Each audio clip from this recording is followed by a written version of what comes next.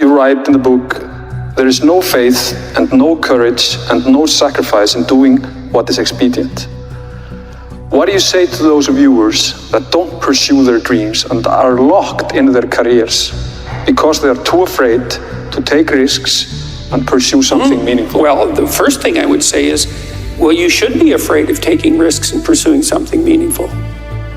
But you should be more afraid of staying where you are if it's making you miserable. The magic you're looking for is in the will of trying and not giving up. The love of your dream is in your heart. One day you'll look back on your life and appreciate the struggle and have nothing but gratitude for everything that happened along the way. You're paying a price by sitting there being miserable. You might say, well, the devil I know is better than the one I don't. It's like, don't be so sure of that. The clock is ticking. Yeah, and if you're miserable in your job now and you change nothing, in 5 years, you'll be much more miserable and you'll be a lot older. But isn't it a luxury to pursue what is meaningful? Our viewers have mortgages, they have children, they have payments and loans. It's a luxury to pursue because we lack the resources. Well, I don't remember now, I'm not talking about what makes you happy.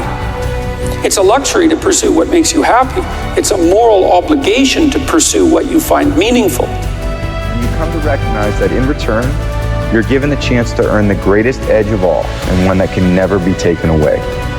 To anyone who's struggling early in the morning or late at night in pursuit of your dream, struggles that many will never see, and to any leaders out there who believe in someone who doesn't yet believe in themselves, keep going.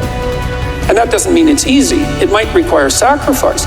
If you need to change your job too, let's say you have a family and children and a mortgage, you have responsibilities. You've already picked up those responsibilities. You don't just get to walk away scot-free and say, well, I don't like my job, I quit. That's no strategy. But what you might have to do is you think, well, this job is killing my soul. All right, so what do I have to do about that? Well, I have to look for another job. Well, no one wants to hire me. It's like, okay, maybe you need to educate yourself more. Maybe you need to update your curriculum vitae, your resume. Maybe you need to overcome your fear of being interviewed. Maybe you need to sharpen your social skills. Like, you have to think about these things strategically. If you're going to switch careers, you have to do it like an intelligent, responsible person. That might take you a couple of years of effort to do properly. Keep going, because will always finds a way. I want to live a great, impactful, purposeful life, and I want to impact people from the lessons that I've learned and see if people can learn anything and try to relate it in their life some way. What starts here changes the world. I have a few suggestions that may help you on your way to a better world. And while these lessons were learned during my time in the military, I can assure you that it matters not whether you ever served a day in uniform. It matters not your gender, your ethnic or religious background, your orientation, or your social status. Our struggles in this world are similar, and the lessons to overcome those struggles and to move forward, changing ourselves and changing the world around us, will apply equally to all. I've been fortunate to learn the right things, and what I believe to be the right things, what worked for me. So I wrote them down, because people ask me all the time, hey, I want to do it. How do I do it? What should I do? And I said, okay, well, let me think about it, and let me articulate it in a way that people can understand.